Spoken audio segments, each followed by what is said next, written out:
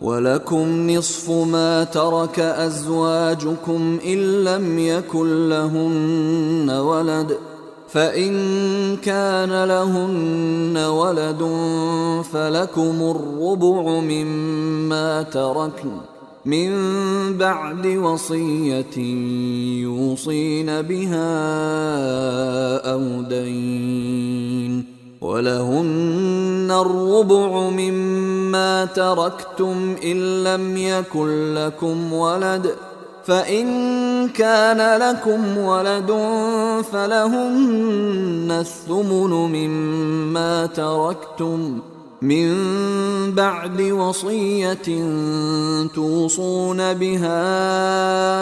أو دين، وإن كان رجل يورث كلالة أو امرأة وله